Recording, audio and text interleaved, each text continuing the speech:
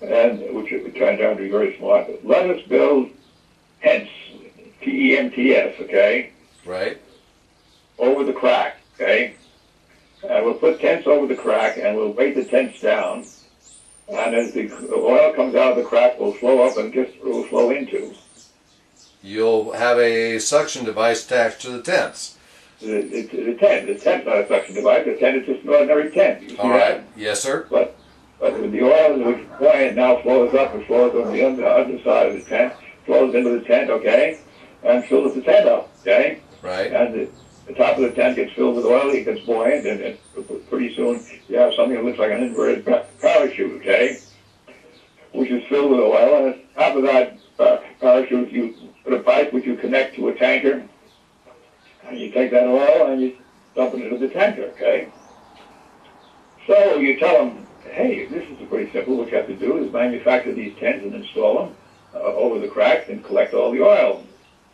And so he said, go and do that, okay? So we visit once a month. So we leave, and we come back a month later, and we say, well, how did the tents work? And the guy says, they didn't work. I said, they didn't work? How come they didn't work? Well, he said, it's very simple. He said, the tents had to be installed at a depth of 200 feet, okay? And we had to install it with divers. And divers can't work at 200 feet for more than maybe 15 or 30 minutes at a time, okay? Sure. And so therefore, we couldn't get enough divers, enough time to work on it to install the tents, so we had to install the tents. And I said to him, don't you know about saturation diving? Yeah, my next question. No, they didn't know about saturation diving. I said, why didn't you hire saturated divers? And they looked at me and they said, what's a saturated diver? And I discovered that they had hired divers in their mind. They had advertised for divers to work on this thing, and they took the low bid, okay, right? Oh. And low bids came from divers who did not do saturation diving. Are you following me on this? Yes, sir. Now? Yes, sir, I am. So I said, it's very, very simple. Go get yourself a bunch of saturation divers, okay? And install the tents with the saturation divers. So we go away. We come back a month later. All right. How did it go, fellas? Didn't work. Didn't work. Yeah, we put the tents down, and the oil filled the tents. Okay, and the tents got very buoyant. Okay, and the tents picked up and floated away. and I said, weren't the tents anchored to go to the bottom? And then they looked at me as to say, you don't know anything about this business, Craven. You don't know anything about this business. We put the right weights on this tent to go to the bottom. We had calculated the amount of weight we needed in the anchors, and we got exactly the right weight of the anchors to balance. Are you following me? Yes, sir. And we don't know why the tent lifted up and it floated away. You see what I'm saying? They were telling me, Craven, you don't know this business, and if you know it, you'd have known that we couldn't get anchors that for some reason or other the anchoring system didn't work. Okay. Now, had they attached any piping to get the oil up, or are they just letting the tents fill up till they blow off? Well, no, but they had a pipe at the top of the tent. You see that? Okay. You following me? Yes, sir. And the oil would go into that pipe, and then the oil would go into pressure would go right into the tanker alongside. You see that? Yes, sir. It was a remarkably simple operation.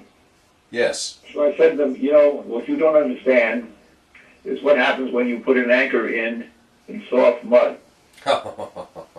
I said, when you put an anchor in soft mud, what it does, it goes down and it buries in.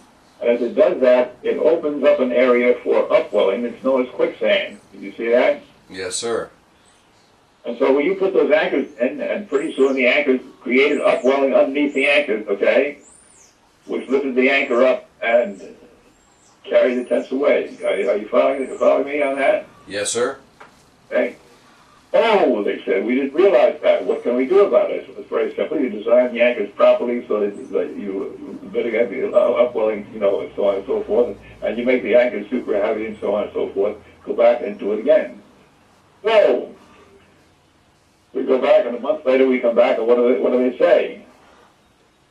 Fantastic. Fantastic. It works.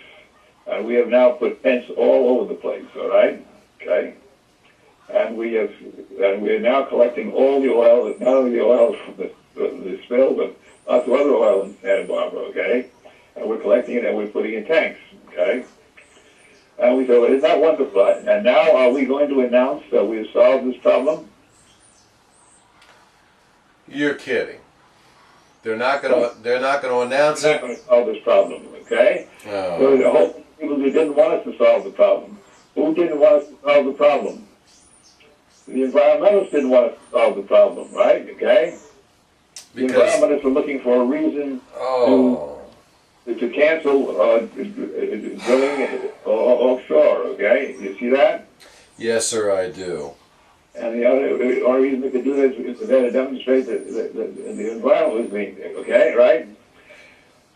So these motivations are working here also, okay? The second group that didn't want to demonstrate that this problem was solved was Union Oil, because the people were already saying the commission was doing things that would benefit Union Oil and not benefit anybody else, okay? And all of a sudden, is Union Oil getting benefit now? Oh boy. Oh boy. This is getting benefit. They're collecting all this oil coming from these tents, all right, okay? Sure. And this is, well, I guess what I'm overwhelmed with here is the absolutely self-serving political agendas that are in complete denial of the ecological damage being done. It just blows my mind that everybody would be trying to pick up their own chips when we're facing a problem like this. Well, you see, now the next thing I want to tell you is that will surprise you, okay, all right? BP knows the following. There have been a number of cases, I don't know where they are, where oil tankers of 100,000 tons, okay, have left on a journey across the ocean. And I never heard from them again. Yes. Because they're sunk, okay? Nobody can find the oil that came from those tankers, okay? Yes. Okay? Nobody can find out whether those tankers got sunk, okay? Now, what BP understands, and you probably don't understand, and you might not even agree with me, is that, remember that this oil is biodegradable, okay? Right. And if I can slow down the rate at which this oil goes into the ocean, pretty soon I get an area of the ocean in which it's got too much oil in it, from a small area, and then it biodegrades on the outside, and pretty soon there's a whole zone in which there's no environmental effect. And what BP is counting on is that BP is counting on the fact that the environmentalists are now bemoaning and noting all the things that are happening about this tremendous environmental catastrophe, okay? And BP is counting on the fact that it's not a tremendous environmental catastrophe, that it's a self-healing catastrophe. And while it's it was an environmental catastrophe over a fairly large area of the coastline of Louisiana and others, okay, that's small compared to the areas that you do offshore drilling around the world. Are you following me?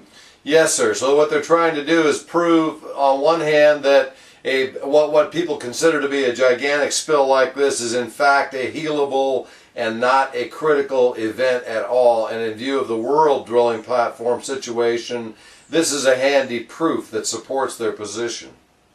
That's exactly